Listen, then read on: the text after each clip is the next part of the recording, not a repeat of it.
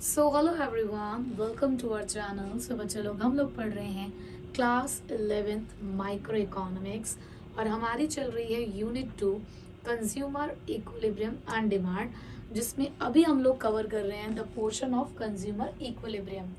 इस consumer equilibrium में हमें दो इकोनॉमिस्ट ने अपनी अपनी अलग अलग अप्रोच दी। उन्होंने हमें ये बताया कि एक कंज्यूमर कहाँ इक्विलिब्रियम में होता है, जिसमें से एक इकोनॉमिस्ट यानी कि अल्फ्रेड मार्शल के बारे में हम सब कुछ पढ़ चुके हैं। उन्होंने हमें बताया कि एक यूटिलिटी अप्रोच होती है, एक कार्डिनल अप्रोच होती है, जो ये कहती है कि सेटिस्फेक्शन को मेजर किया जा सकता है। और उसी बेसिस पर हमने सिंगल कमोडिटी केस और हमने टू कमोडिटी केस के अंदर ये समझा कि एक कंज्यूमर कहाँ कहाँ इक्विलिब्रियम में होता है। तो अगर आपको दोनों केसेस की कंडीशंस याद है तो मेरी आपसे रिक्वेस्ट है कि लेक्चर की अटेंडेंस लगाते हुए प्लीज उन दोनों कंडीशंस को एक बार लिख दीजिएगा। आज हम लोग अपनी क्लास के अंदर पढ़ेंगे J.R. हिक्स, यानी कि उन्होंने अपने इनडिफरेंस कर्व अप्रोच के साथ हमें कुछ और ही कंसेप्ट बताया। उनका ऑर्डिनल अप्रोच के बारे में बताया कि जिसमें वो ये कहते थे कि सेटिस्फैक्शन को मेजर नहीं किया जाता, बल्कि सेटिस्फैक्शन को तो रैंक या प्रेफरेंस के अकॉर्डिंग अरेंज और एडजस्ट किया जाता है। तो चलिए आज हम लोग पढ़ेंगे J.R. हिक्स के बारे में कि उनका कंज्यूमर इक्विलिब्रियम को लेकर क्या अप्रोच था। आज उसके बारे में पढ़ते हैं। तो चलिए लगा दीजिए अपनी फटाफट से अटेंडेंस, स्टार्ट करते हैं अपनी आज की क्लास।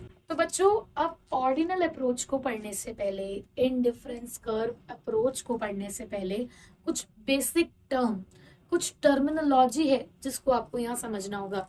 जैसे याद करो कि जब मैं आपको कार्डिनल अप्रोच पढ़ा रही थी तो मैंने आपको यूटिलिटी का मतलब बताया, टोटल यूटिलिटी बताया, मार्जिनल यूटिलिटी बताया, तब जाकर आप बहुत अच्छे तरीके से उन दोनों अप्रोचेस को समझ पाए। ठीक उसी तरीके से आज हम यहाँ पर भी इनडिफरेंस कर्व अप्रोच पढ़ने से पहले कुछ बेसिक टर्म्स पढ़ेंगे। ठीक है, तो बेटा सबसे पहली टर्म है यहाँ पर बंडल। तो आप कहेंगे मैम बंडल मतलब मैम बुक्स का बंडल, रजिस्टर का बंडल, कुछ ऐसे ही बंडल्स के बारे में बात कर रही हैं क्या आप? नहीं बच्चे, यहाँ मैं आपसे उन सभी बंडल्स के बारे में बात नहीं कर रही। यहाँ मैं जब भी बोलूंगी ना बंडल, तो उसका मतलब क्या होगा, चलो समझाती हूँ। देखो बेटा, हम यहाँ पर एक एग्जाम्पल को अपना बेस बनाकर चल रहे हैं और जब भी मैं आपसे यहाँ पर कुछ भी पूछूंगी तो आप उसी एग्जाम्पल को माइंड में रखिएगा। ठीक है, तो सबसे पहले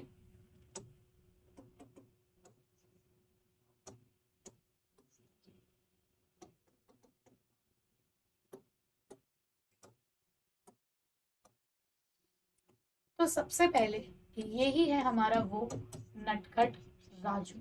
ये कौन है हमारा नटखट राजू। अब राजू को राजू को बहुत भूख लगती है और अक्सर जब भी पढ़ाई करके घर पर आता है, कभी अपनी कोचिंग क्लास से तो कभी स्कूल से, तो अक्सर मम्मी का बहुत दिमाग खाता है कि मम्मी मम्मी मम्मी बहुत जोरों से भूख लगी है, बहुत जोरों से भूख लगी है, कुछ खाने को दे दो ना। तो अब कभी कभी तो मम्मी रेडी करके रखती है उसके लिए, कुछ ना कुछ बना कर रखती है। बट कभी कभी मम्मी बिजी होती है या तबीयत ठीक नहीं है, तो मम्मी उसको कह देते हैं कि जाओ जाके बाहर से खा लो।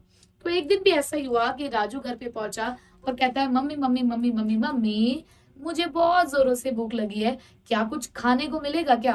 मम्मी ने कहा देखो बेटा, आज मेरी तबीयत बहुत ज्यादा खराब है, एक काम करो, तुम ये 40 रुपए ले जाओ, तुम ये 40 रुपए ले जाओ और जाके बाहर से कुछ खा लो। अब राजू की जेब में 40 रुपए आ चुके हैं और आज तो राजू के मन में बार बार बार बार बार बार बार बार कभी सैंडविच की पिक्चर आ रही है, तो कभी बार बार बार बार बार बार बर्गर की पिक्चर आ रही है। मतलब आज उसका मन दो कमोडिटी को कंज्यूम करने में, यानी कि दो चीजों को खाने का कर रहा है, सैंडविच और बर्गर। तो राजू ने बाहर जाकर पता लगाया कि बर्गर और सैंडविच, इनकी कीमत कितनी है, कितने कितने की आ रही है। तो पता चला कि बर्गर भी 10 रुपए का है और सैंडविच भी 10 रुपए का है। ठीक है, तो राजू ने देखा कि मेरे जेब में 40 रुपए है और अगर मेरी जेब में 40 रुपए हैं तो मैं कितना कितना क्वांटिटी इनका खरीद सकता हूँ। तो राजू ने यहाँ पर देखा कि अगर मैंने एक बर्गर खरीदा तो मुझे 3 ही सैंडविच मिलेंगे, अगर मैंने 2 बर्गर खरीदे तो 2 ही सैंडविच मिलेंगे, अगर मैंने 3 बर्गर खरीद लिए तो एक ही सैंडविच हाथ में आएगा। तो यहाँ उसने देखा कि अगर उसे दोनों कमोडिटी खानी है, दोनों चीजें खानी है, बर्गर भी खाना है, सैंडविच भी खाना है, और उसकी जेब में सिर्फ 40 रुपए हैं, तो ये 3 ही कह सकते हो कि पॉसिबिलिटीज हो सकती हैं। और बेटा इन तीन पॉसिबिलिटीज को हम लोग यहाँ पर बोलेंगे कॉम्बिनेशंस। क्या बोलेंगे बेटा यहाँ पर भी? कॉम्बिनेशंस। याद है पीपीसी में भी हमने कुछ इसी तरीके की बातें की थी, तो इन्हें यहाँ पर हम बोलेंगे कॉम्बिनेशन। और ये जो एक एक सेट अलग अलग आपको दिख रहा है, एक ये सेट दिख रहा है, एक ये कॉम्बिनेशन दिख रहा है, ये कॉम्बिनेशन दिख रहा है, तो एक सिंगल कॉम्बिनेशन को हम यहाँ पर बोल देते हैं बंडल। एक सिंगल कॉम्बिनेशन को, जैसे कि मान लो 3 और 1, राजू ने ये वाला कॉम्बिनेशन सिलेक्ट किया, राजू ने ये सिलेक्ट किया कि मैं 3 बर्गर खाऊंगा और 1 सैंडविच खाऊंगा, तो ऐसे में ये जो उसने सिलेक्ट किया बेटा, यही क्या है? उसका एक बंडल है। ठीक है, तो सिंगल कॉम्बिनेशन को हम यहाँ पे क्या बोल देते हैं? बंडल। तो देखो जरा डेफिनेशन क्या कहती है, लिखा है a bundle is a specific combination. आ गई वही वाली बात कि बंडल क्या होता है? एक स्पेसिफिक कॉम्बिनेशन होता है जिसमें अलग अलग क्वांटिटीज होती हैं, 2 या 2 से ज्यादा गुड्स की। भाई देखो हम फिलहाल यहाँ पे 2 गुड्स के बारे में ही पढ़ेंगे, बट आगे जब आप फर्दर स्टडीज करोगे तो आपको और भी गुड्स के बारे में यहाँ पर पढ़ाया जाएगा। तो डेफिनेटली आपको तो 2 ही गुड्स को यहाँ पर फोकस करना है। तो ऐसा कहा गया है कि बंडल क्या है? कुछ स्पेसिफिक कॉम्बिनेशन होता है जिसमें अलग अलग क्वांटिटीज होती हैं 2 गुड्स की, तो आप और मोर हटा देना। कंज्यूम्ड बाय अ कंज्यूमर, जो कि एक कंज्यूमर खरीद रहा होगा। So each bundle represent one possible choice available to a consumer. तो हर एक बंडल क्या शो कर रहा है? उसे एक चॉइस शो कर रहा है जिसको वो अपनी प्रेफरेंस के अकॉर्डिंग ले सकता है। अब देखो जब मेरे पास 40 रुपए थे, मेरे राजू के पास 40 रुपए थे, तो उसने यहाँ पर सिचुएशन के हिसाब से 3 पॉसिबल यहाँ पर चॉइसेस निकाली है कि अगर उसको बर्गर ज्यादा पसंद है तो ज्यादा बर्गर वाला कॉम्बिनेशन ले, अगर उसे सैंडविच ज्यादा पसंद है तो वो ज्यादा सैंडविच वाला कॉम्बिनेशन ले सकता है, अगर उसकी इच्छा रही नहीं मुझे तो दोनों इक्वल क्वांटिटी में चाहिए तो वो इक्वल क्वांटिटी वाला कॉम्बिनेशन ले सकता है। तो हर एक बंडल उसे एक अलग चॉइस दे रहा है जिसमें 2 कमोडिटीज की अलग अलग क्वांटिटीज हो सकती है। ठीक है, तो बंडल क्लियर हो गया। तो जब भी मैं बंडल बोलूंगी अब बुक वाला बंडल और रजिस्टर वाला बंडल मत कहना। ठीक है, अब आते हैं बेटा बजट सेट पे। अब बजट सेट क्या होता है? जैसे अभी मैंने यहाँ पर आपको 3 पॉसिबिलिटीज बताई, 3 कॉम्बिनेशन बताए। जब मैं इन तीनों को एक साथ बोलूंगी 1 3 3 1 2 2, जब इन तीनों को एक साथ बोला जाएगा ना बेटा, तो इन तीनों को बोला जाएगा बजट सेट। क्या बोला जाएगा बेटा? Budget set. क्योंकि सिंपल सी बात है, बहुत लॉजिकल बात है कि ये जो 40 रुपए राजू के हाथ में है, ये कहीं ना कहीं उसके बजट को रिप्रेजेंट कर रहा है बेटा। किसको रिप्रेजेंट कर रहा है? उसके बजट को। कि देखो राजू की जेब में सिर्फ 40 रुपए है और वो इन्हीं 40 रुपए से 2 गुड्स को खरीदना चाहता है। तो इन 2 गुड्स को खरीदने के लिए उसका बजट उसे कितनी चॉइसेस दे पा रहा है, वो उसका बजट सेट रिप्रेजेंट करता है। कि राजू के पास ये जो चॉइसेस अवेलेबल हैं, ये सारे उसके बजट सेट को रिप्रेजेंट कर रहा है। ठीक है, समझ आ गया बजट सेट क्या होता है? तो देखो एक बार डेफिनेशन में, budget set refers to all the possible combination. अब आप डिफरेंस देखो, यहाँ स्पेसिफिक कॉम्बिनेशन है क्योंकि यहाँ सिर्फ एक की बात हो रही थी, एक कॉम्बिनेशन की। बट यहाँ पर जब हम बजट सेट की बात कर रहे हैं बेटा, तो यहाँ पर सारे पॉसिबल कॉम्बिनेशन है 2 गुड्स के that a consumer can purchase, जो एक कंज्यूमर खरीद सकता है अपनी गिवन इनकम में एट द प्रिवेलिंग प्राइस। अब हमारे वाले क्वेश्चन में हमारे वाले एग्जाम्पल में राजू की इनकम कितनी थी? गिवन इनकम 40 रुपए। और जो 2 गुड्स वो खरीदना चाह रहा था बेटा, उनकी प्रिवेलिंग प्राइस कितनी थी? बर्गर की भी 10 रुपए और सैंडविच की भी 10 रुपए। तो अपने इस प्रिवेलिंग प्राइसेस के अंदर अपने गिवन इनकम को साथ लेकर एक कंज्यूमर 2 गुड्स के क्या क्या कॉम्बिनेशन खरीद सकता है, वो उसका बजट सेट रिप्रेजेंट करता है। ठीक है, बात समझ आ गई? अब बजट सेट के अंदर बेटा क्या क्या आ गया? बजट सेट के अंदर आपके लेस देन इनकम वाले कॉम्बिनेशन भी आ जाते हैं और एग्जैक्टली इक्वल टू वाले। जैसे कि हम अपने एग्जाम्पल में अगर देखें तो ये सारे इक्वल टू वाले हैं, बट हम यहाँ पर कुछ ऐसे कॉम्बिनेशन भी बना सकते हैं जिसमें 40 रुपए पूरे खर्च ना हो। जैसे कि हम एक कॉम्बिनेशन बना सकते हैं 1 और 2, यानी कि एक बर्गर है 2 सैंडविच है। या आप एक ऐसा कॉम्बिनेशन भी बना सकते हो 1 1, एक ही बर्गर है एक ही सैंडविच है। तो ऐसे बहुत सारे अदर कॉम्बिनेशन हो सकते हैं जिसके अंदर आपका पूरा पैसा तो खर्च नहीं हो रहा है, लेकिन आप ये कह सकते हो कि वो आपके बजट के अंदर है। कहीं ना कहीं आप कुछ ना कुछ क्वांटिटी तो खरीद पा रहे हो, तो बेटा वो सब चीजें भी आपके बजट सेट के अंदर आ जाती है। ठीक है, तो बजट सेट आपको सारे के सारे कॉम्बिनेशन बता देगा कि जो आप अपने इनकम के अंदर आपके अफोर्डेबल है। अब अफोर्डेबिलिटी का मतलब exactly equal to the income भी है और लेस देन योर इनकम भी है। ठीक है, क्लियर? चलो अब आगे बढ़ते हैं। अब जैसे कि देखो यहाँ पर एक एग्जाम्पल दिख रहा है आपको कि सपोज इनकम 100 रुपए की है, दो कमोडिटीज हमारे पास, पिज्जा और कोल्ड कॉफी। पिज्जा की प्राइस 20 रुपए है और कोल्ड कॉफी हमारे पास 10 रुपए की है। ठीक है, बंडल्स हमारे सामने है ABCDEFGH। यहाँ पिज्जा की क्वांटिटी लिखी हुई है, यहाँ कॉफी की क्वांटिटी लिखी हुई है। अब अगर पिज्जा, इन्होंने हमें बता दिया कि पिज्जा कितने का बेटा, पिज्जा है 20 रुपए का। अरे वाह, मस्त मजा आता होगा इस पिज्जा को खा के, जो कि 20 रुपए का है, और कॉफी जो कि 10 रुपए की है। तो अगर कुछ ऐसा है, तो जब ए बंडल की तरफ मैं जा रही हूँ, पहली बात तो ए बंडल में मेरे को पिज्जा नहीं मिल रहा, सिर्फ कॉफी मिल रही है, और 10 की 10 कप मैंने कॉफी के पी लिए हैं, मेरे पूरे 100 रुपए खर्च हो रहे हैं। चलो ठीक है, अफोर्डेबल है। ठीक है, उसके बाद जब बी बंडल के ऊपर गए तो मैंने एक पिज्जा लिया, यानी कि 20 रुपए तो मेरे यहाँ खर्च हो गए। मैंने 8 कॉफी के कप लिए, यानी कि 80 रुपए मेरे यहाँ खर्च हो गए, तो यहाँ भी 100 रुपए खर्च हो रहे हैं पूरे। जब हम सी बंडल पे गए तो यहाँ पे मैंने 2 पिज्जा ले लिए, यानी कि 40 रुपए यहाँ खर्च हो गए, 60 रुपए यहाँ खर्च हो गए, क्योंकि 6 कप आपने कॉफी ले ली है, 100 रुपए खर्च हो गए। डी बंडल पे आपने 3 पिज्जा खरीद लिया, आपने 60 रुपए यहाँ खर्च कर दिए, और 4 कप कॉफी के लिए तो 40 रुपए यहाँ खर्च हो गए, तो यहाँ पे भी 100 रुपए पूरे हो गए। ई वाले बंडल पे गई तो मैंने 4 पिज्जा खरीद लिए, यानी कि 80 रुपए यहाँ खर्च हो गए हैं, और कॉफी के 2 कप लिए तो यानी कि 20 रुपए यहाँ खर्च हो गए, तो 100 रुपए खर्च हो रहे हैं। अब तक सब अफोर्डेबल चल रहा है। फिफ्थ वाले पे गए तो मैंने 5 पिज्जा खरीद लिए, तो 100 रुपए यही खर्च हो गए, तो मैं ये तो ले ही नहीं पाई, तो इसका मतलब ये मेरे लिए अफोर्डेबल नहीं है, ये मेरे बजट, ओह माय गॉड नहीं, तो क्योंकि मेरे 100 रुपए यही खर्च हो गए तो मैं कॉफी नहीं खरीद पाऊंगी, लेकिन मेरे बजट के अभी भी अंदर आते हैं। उसके बाद जी कॉम्बिनेशन की बात करूं तो यहाँ पे मैंने 2 पिज्जा लिए, यानी कि 40 रुपए यहाँ खर्च करे। मैंने 4 कॉफी के कप लिए, यानी कि मैंने 40 रुपए खर्च किए, तो 40 और 40 अभी मेरे 80 रुपए ही खर्च हुए हैं। हालांकि मैंने सारे पैसे खर्च नहीं करे, लेकिन ये मेरे बजट के अंदर आ रहे हैं, तो ये मेरे बजट सेट का पार्ट है, क्योंकि अभी भी ये मेरे लिए अफोर्डेबल है। बट वहीं पे अगर मैं एच वाले बंडल की बात करूं तो वहां पर मैंने 3 पिज्जा खरीदे, यानी कि 60 रुपए मैंने यहाँ खर्च करे। मैंने 5 कप कॉफी ली, यानी कि 50 रुपए मैंने यहाँ खर्च करे, तो मेरे 110 रुपए खर्च हो रहे हैं। अब मेरे पास है ही 100 रुपए, और मैं बंडल चूज कर रही हूँ 110, जो मेरे बजट के बियॉन्ड जा रहा है, इसका मतलब ये मेरे लिए अफोर्डेबल नहीं है, तो ये मेरे बजट सेट का पार्ट भी नहीं है। तो बजट सेट के अंदर सिर्फ वही कॉम्बिनेशन आएंगे, वही बंडल्स आएंगे जो आपके गिवन इनकम के अंदर आते हो, यानी कि आप सिंपल लैंग्वेज में कह सकते हो कि जो आपके लिए अफोर्डेबल हो। जो अफोर्डेबल नहीं है उसे आप यहाँ पर खरीदेंगे नहीं, उसे आप अपने बजट सेट का पार्ट नहीं बना सकते। और यहाँ अफोर्डेबिलिटी का मतलब लेस देन इनकम भी है और इक्वल टू इनकम भी है। ठीक है, चल यहाँ तक बात क्लियर हो गई, आगे बढ़ते हैं।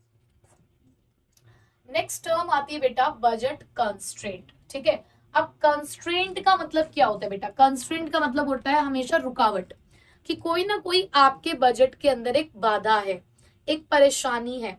तो बजट कंस्ट्रेंट क्या कहता है, जरा पहले एक बार डेफिनेशन समझते हैं, फिर मैं आपको एक एग्जांपल भी इसका बता दूंगी। ठीक है, देखो, budget constraint is the limitation, मैंने बोला ना रुकावट है, कुछ कमी है, imposed by the consumer income. अब देखो, मुझे अगर कोई भी सामान खरीदना है तो उसमें सबसे बड़ी बाधा क्या है? मेरे हाथ में जो पैसा है। अब अभी हमने पीछे वाले एग्जाम्पल में देखा कि मेरा मन कर रहा है कि भाई नहीं, मुझे तो 3 ही पिज्जा खाने हैं और 5 कप ही कॉफी चाहिए मुझे, लेकिन वो मैं अफोर्ड नहीं कर पा रही हूँ, 110 रुपए का बन रहा है वो। तो कहीं ना कहीं मेरी इनकम मुझे सेटिस्फैक्शन देने में एक लिमिटेशन लेकर आ रही है, कंस्ट्रेंट लेकर आ रही है। तो बेटा यहाँ पर यही बोला गया है that budget constraint is the limitation imposed by the consumer's income and the prices of the goods। अब दूसरी लिमिटेशन कहां से आ सकती है? कमोडिटी की प्राइस से। अभी तक अगर मैं आपको थोड़ा सा पीछे लेकर जाऊं, जो अभी हमने पढ़ा यहाँ पर, अभी तक ये जो ऊपर के जितने भी बंडल्स थे ये सब अफोर्डेबल थे। मान लो, चलो मैंने एक एग्जांपल ले लिया इस वाले कॉम्बिनेशन का। अगर कल को पिज्जा की प्राइस बढ़कर 30 रुपए हो जाती है, पिज्जा की प्राइस बढ़कर 30 रुपए हो गई, तो अगर अब मैं 3 पिज्जा खरीदूंगी तो मेरे 90 रुपए खर्च हो जाएंगे। लेकिन कॉफी की प्राइस अभी भी उतनी है और मेरे को 4 कप कॉफी ही चाहिए थी, तो 4 × 10 यानी कि 40 रुपए। अब आप देखो, मेरी इनकम चेंज नहीं हुई है, मैंने अपने क्वांटिटी को भी चेंज नहीं किया, अब जो यहाँ पर मैं खरीदूंगी वो 130 रुपए का पड़ेगा, लेकिन मेरी जेब में इनकम सिर्फ 100 रुपए है। तो यहाँ पर जब कमोडिटी की प्राइस चेंज हो जाती है तो वो भी आपके लिए एक कॉन्स्टेंट क्रिएट करती है, वो भी आपके लिए एक लिमिटेशन क्रिएट करती है। ठीक है, तो देखो फिर से एक बार रीड करते हैं क्या लिखा हुआ है। Budget constant is the limitation imposed by the consumers income and the price of two goods. यानी कि दो चीजें हैं जो कंस्ट्रेंट क्रिएट कर रही हैं, कंज्यूमर की इनकम और price on purchase of the commodity. It shows that consumer can not spend more than it's income, कि एक कंज्यूमर कभी भी अपनी इनकम से ज्यादा नहीं खरीद सकता, वो अपनी इनकम से कम खरीद सकता है, अपनी इनकम के बराबर खरीद सकता है, लेकिन कभी भी अपनी इनकम से ज्यादा नहीं खरीद सकता। जैसे कि राजू ने यहाँ पर, हमारे एग्जाम्पल में राजू ने यहाँ पर ये वाला कॉम्बिनेशन चूज किया है, राजू ने यहाँ पर ये वाला कॉम्बिनेशन चूज किया। तो अगर मैं इस कॉम्बिनेशन की बात करूं तो राजू ने बर्गर जो खरीदा उसकी प्राइस कितनी है, 10 रुपए। राजू जो बर्गर खरीद रहा है उसकी प्राइस कितनी है, 10 रुपए। राजू बर्गर की क्वांटिटी कितनी खरीद रहा है, 3। ठीक है, उसके बाद राजू जो सैंडविच खरीद रहा है उसकी प्राइस कितनी है, 10 रुपए। और राजू जो सैंडविच की क्वांटिटी खरीद रहा है वो कितनी है, 1। तो अगर मैं यहाँ पर देखूं तो 30 + 10 तो कितना आ गया, 40। इसका मतलब राजू 40 रुपए पूरे खर्च कर रहा है। तो आपने यहाँ देखा, ये मैंने प्राइस लिया, ये मैंने क्वांटिटी ली, फिर ये मैंने प्राइस लिया, ये मैंने क्वांटिटी ली। इसे मैं P1 P2 कह दूं, इसे मैं Q1 Q2 कह दूं, या PX QX या PY QY। ठीक है, और दोनों का प्लस कर रहे हो। तो आप सीधी सी बात देखिए, यहाँ पर भी एक इक्वेशन आती है बजट कंस्ट्रेंट की, कि जहां पर आप कैसे कैलकुलेट करते हो, आप पहले कमोडिटी की प्राइस लेते हो, फिर उसकी क्वांटिटी लेते हो, फिर उसको प्लस करते हो दूसरी कमोडिटी की प्राइस और उसमें इंटू करते हो उसी की क्वांटिटी। अब इन दोनों का टोटल हमेशा या तो आपकी मनी इनकम के बराबर हो या आपकी मनी इनकम से ज्यादा, सॉरी मनी इनकम के बराबर हो या उससे कम। यानी कि जैसे 40 रुपए आपकी मनी इनकम है तो इधर का टोटल हमेशा या तो 40 के बराबर आएगा या 40 से कम आएगा, उससे ज्यादा नहीं आना चाहिए। ठीक है, यही आपकी बजट कंस्ट्रेंट है। ठीक, समझ आ गया बच्चों? चलो आगे बढ़ते हैं। नेक्स्ट आया अब बजट लाइन। अब बजट लाइन क्या होता है? बजट लाइन आपके बजट को रिप्रेजेंट करती है कि आपकी जेब में कितना पैसा है, आपकी परचेजिंग पावर के। सिंपल लैंग्वेज में अगर मैं बोलूं तो बजट लाइन आपकी परचेजिंग पावर को रिप्रेजेंट करती है, कि आपके अंदर कितनी क्षमता है कि आप किसी कमोडिटी की कितने यूनिट्स को खरीद पाओगे, और वो टोटली डिपेंड करेगी आपकी इनकम के ऊपर। तो देखो जरा क्या लिखा हुआ है यहाँ पर, अ budget line is a graphical representation. जब हम बजट लाइन की बात करेंगे तो मैं अभी आपको इसका ग्राफ भी बना के दिखाऊंगी, कि एक तरीके का ग्राफिकल रिप्रेजेंटेशन होता है of all the possible combinations of two goods that can be purchased by spending the entire income at a given price। कि अपनी पूरी इनकम को खर्च करके जो भी आपको यहाँ पर कमोडिटीज के कॉम्बिनेशंस मिल रहे हैं वो आपकी बजट लाइन है। यानी कि यही शो करेगा आपकी मैक्सिमम परचेजिंग कैपेसिटी। अब इसको मैं आपको फिर से एग्जांपल से समझाती हूँ, ज्यादा अच्छे से समझ में आएगा। देखो अभी हमने राजू का कॉम्बिनेशन, राजू का एग्जांपल लिया, ठीक है।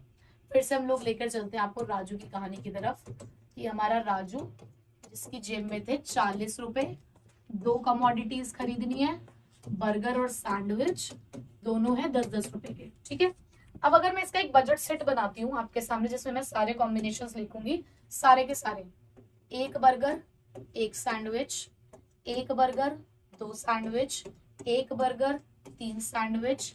क्या मैं यहाँ पे जा सकती हूँ 1 बर्गर और 4 सैंडविच?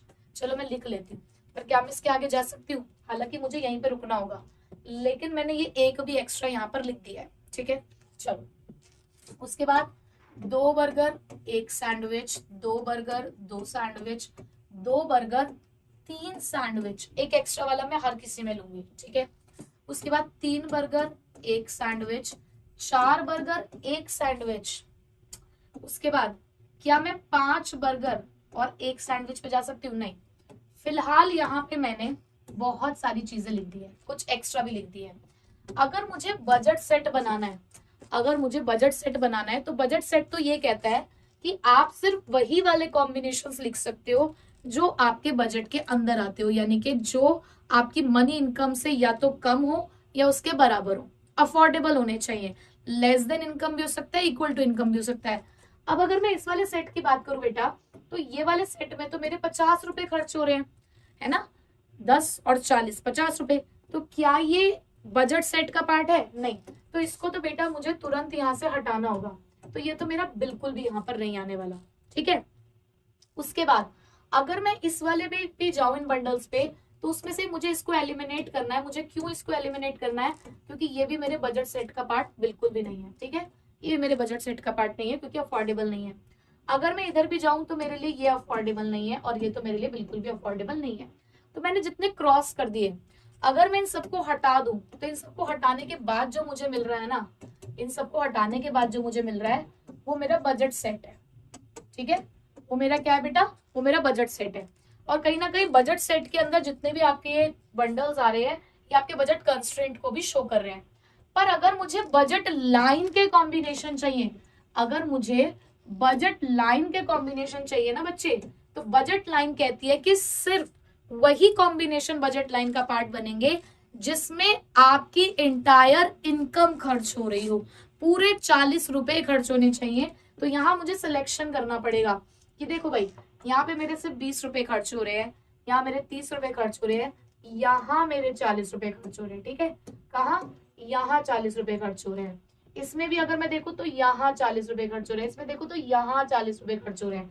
तो जब मैंने इन बंडल्स को यहाँ से पिक करके यहाँ पर लिखा 1 और 3, 2 और 2, 3 और 1, तो बेटा ये कॉम्बिनेशंस रिप्रेजेंट करते हैं मेरी बजट लाइन को।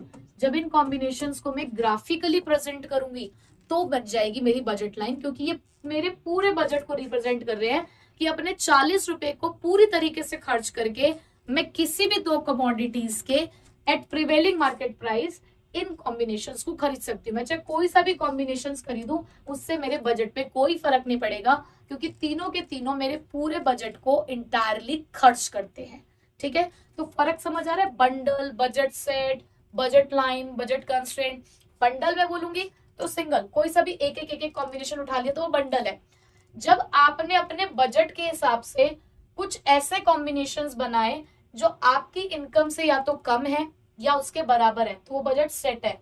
जब उसी बजट सेट में से उठाकर आपने सिर्फ वही कॉम्बिनेशन साइड में कर दिए जिसमें आपकी पूरी इनकम खर्च हो रही हो, तो वो आपकी बजट लाइन है, ठीक है। तो आई होप कि आप लोगों को कॉन्सेप्ट एकदम क्लियर हो गया होगा कि किस तरीके से हम क्या बजट सेट है, क्या बजट लाइन है और क्या बंडल है, ठीक है बच्चे। चलो दोबारा चलते हैं, अब पढ़ो लाइन दोबारा, देखो। A budget line is a graphical representation of all the possible combinations of two goods that can be purchased by spending the entire income। तो ये हमारा यहाँ पे कीवर्ड है जिसने हमें मदद करी कि इंटायर इनकम खर्च होनी चाहिए अभी फिलहाल जो गिवन प्राइस है उसके हिसाब से, ठीक है। और ये आपकी मैक्सिमम परचेजिंग कैपेसिटी को शो करता है कि किसी भी कमोडिटी की मैक्सिमम आप कितनी यूनिट खरीद सकते हो। जैसे अगर मैं कहूँ तो बर्गर की आप मैक्सिमम यूनिट 3 खरीद सकते हो, ठीक है, अगर आपको सैंडविच कम खाना है तो। और वहीं पे आप सैंडविच की भी मैक्सिमम 3 यूनिट खरीद सकते हो अगर आपको बर्गर कम खाना है तो, ठीक है। तो आपकी मैक्सिमम परचेजिंग पावर को भी शो करता है। अब देखो, ये इक्वेशन अभी आपने पीछे भी पढ़ी है, यही सेम इक्वेशन पीछे पढ़ के आए हो, बट यहाँ पर देखो जो ऐसे लेस देन का साइन था वो मैंने यहाँ हटा दिया, क्योंकि यहाँ पर आपके इसका टोटल आपकी मनी इनकम के बराबर होना चाहिए। यानी कि अगर इधर भी 40 है तो इधर भी 40 है, यहाँ उससे कम नहीं चलेगा। बजट कंस्ट्रेंट में 30 इज लेस देन 40 चलता, 20 लेस देन 40 चलता, बट जब बजट लाइन की बात होगी तो 40 इक्वल्स टू 40, यानी कि जितनी आपकी मनी इनकम है उसके बराबर ही होना चाहिए, ठीक। चलो आई होप कि यहाँ तक समझ में आ गया होगा। तो बच्चों अब जरा बजट लाइन का ग्राफिकल प्रेजेंटेशन देख लेते हैं, लेकिन उसके लिए पहले अपने ग्राफ को तैयार कर ले।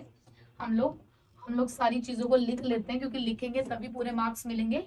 आप एक्स एक्सिस में शो करेंगे गुड एक्स और वाई एक्सिस में आप शो करेंगे गुड वाई, ठीक है बेटा। अब हमारे केस में गुड एक्स क्या है, मान लो वही हमारा बर्गर, और वाई एक्सिस में क्या है हमारा गुड सैंडविच, ठीक है।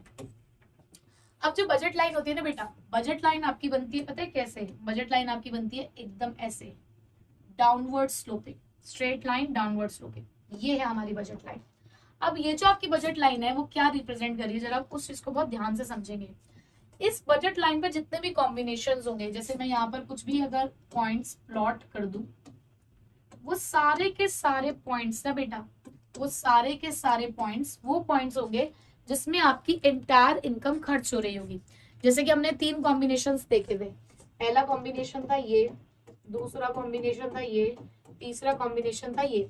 बट अगर मैं ई कॉम्बिनेशन की बात करूं तो ई कॉम्बिनेशन कहता है कि 4 सैंडविच है, एक भी बर्गर नहीं है। ये कॉम्बिनेशन कहता है कि 4 बर्गर है, एक भी सैंडविच नहीं है, लेकिन पैसे तो पूरे खर्च हो रहे हैं। तो ये सारे कॉम्बिनेशन वो हैं जो आपके बजट के अंदर आते हैं, इसमें आपकी इंटायर इनकम खर्च हो रही है। ठीक है, अब ये बजट लाइन डाउनवर्ड स्लोपिंग क्यों है, ये बजट लाइन ऐसे ही क्यों जा रही है, तो उसका रीजन है। आप इसका सबसे बड़ा रीजन तो वही है जो हमारी पूरी इकोनॉमी के अंदर हमने पढ़ा, अब तक इकोनॉमिक्स में पढ़ते आ रहे हैं कि we have limited resources. Raju की जेब में सिर्फ 40 रुपए है, उसे 40 रुपए में उसको यहाँ पर सामान खरीदना है। तो आप क्लियरली देखो कि पहले राजू के पास कॉम्बिनेशन 1 और 3 था, लेकिन अगर राजू को बर्गर को बढ़ाना था, बर्गर की क्वांटिटी को, तो उसको सैंडविच की क्वांटिटी सेक्रीफाइस करनी पड़ रही है। वहीं पर अगर उसने फिर से बर्गर की क्वांटिटी को बढ़ाया तो उसे सैंडविच की क्वांटिटी को फिर से सेक्रीफाइस करना पड़ रहा है। सिंपल सी बात वही जो हम पीछे पढ़ के आए हैं, that to have one more unit of a commodity you have to compromise some units of the other commodity. किसी की भी एक एडिशनल यूनिट को लेने के लिए आपको दूसरी कमोडिटी की कुछ यूनिट्स को सेक्रीफाइस करना ही पड़ेगा। यानी कि आपको यहाँ पर कैसा रिश्ता दिख रहा है कि एक अगर बढ़ रहा है तो दूसरा घट रहा है। सीधे सीधे देखो, एक बढ़ रहा है तो दूसरा घट रहा है, अपोजिट डायरेक्शन में जा रहे हैं। और ये बात मैंने आपको फर्स्ट चैप्टर में ही बता दी थी कि पूरी इकोनॉमिक्स में एक बात ध्यान रखना कि जहां आपको दो वेरिएबल अलग अलग डायरेक्शन में जाते हुए दिखे, दोनों के बीच में इनवर्स रिलेशनशिप देखने को मिले, वहां हमेशा कर्व डाउनवर्ड स्लोपिंग ही बनेगा। और देखो रिजल्ट आपके सामने है। इसीलिए आपको बजट लाइन भी कैसे दिख रही है, डाउनवर्ड स्लोपिंग। यानी कि बजट लाइन का जो स्लोप है वो कैसा है, डाउनवर्ड स्लोपिंग। ठीक है, चलो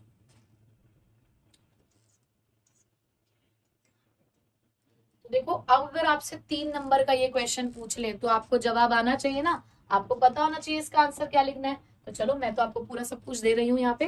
तो why is the budget line downward sloping? A budget line is downward sloping from left to right because one of the limited income of the consumer, because of the limited income of the consumer. तो वही कि हमारे पास देखो resources तो limited है, अब just because resources limited है तो आप ज्यादा क्वांटिटी नहीं ले सकते। And if the consumer wants to buy more unit, अब कंज्यूमर अगर चाहता है ज्यादा यूनिट खरीदना, तो he must give up some units of the other commodity. तो कुछ तो आपको दूसरी कमोडिटी की यूनिट्स को छोड़ना पड़ेगा। An increase in consumption of one good can be achieved only after sacrificing some consumption of other good. तो भाई कहीं ना कहीं एक की अगर कमोडिटी को ज्यादा लेने की इच्छा है तो दूसरी कमोडिटी की इच्छा को आपको त्यागना ही पड़ेगा। So budget line slopes downward from left to right showing the inverse, ये है क्रक्स पॉइंट, ये इनवर्स रिलेशनशिप होता है between the two goods, between the quantity demanded of two goods आप कह सकते हो। ठीक है, चलो नेक्स्ट अब आता है बेटा स्लोप ऑफ बजट लाइन क्या होता है। यानी कि ये जो आपको शेप, स्लोप हमेशा समझना कि शेप, आपके किसी भी कर्व का जो स्लोप होता है वो उसकी शेप को डिसाइड करता है। ठीक है, तो बजट लाइन का स्लोप क्या है, तो अगर कभी भी बजट लाइन का स्लोप कैलकुलेट करना है, so the slope of budget line is equal to the ratio of prices of two goods. कि दो कमोडिटीज की जो जो प्राइसेस है उनका जब आप रेशो कैलकुलेट करते हो तो उससे आप उसका स्लोप निकाल सकते हो। It shows how many units of one good must be sacrificed to buy an additional unit of other goods while keeping the income constant.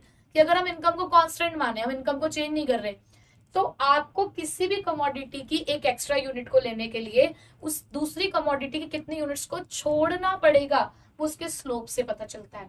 तो स्लोप कभी भी कैलकुलेट करना हो न्यूमेरिकली तो कैसे कैलकुलेट करेंगे, P X upon P Y. आप minus का साइन नहीं भी लगाएंगे तो चलेगा और लगा देंगे तो गलत भी नहीं है। क्यों?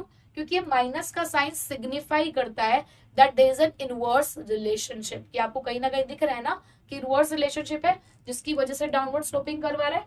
तो आप लगा भी सकते हैं, नहीं भी लगा सकते, that is up to you, जैसे भी आपके स्कूल में आपको पढ़ाया जा रहा हो, दोनों ही मेथड करेक्ट होते हैं।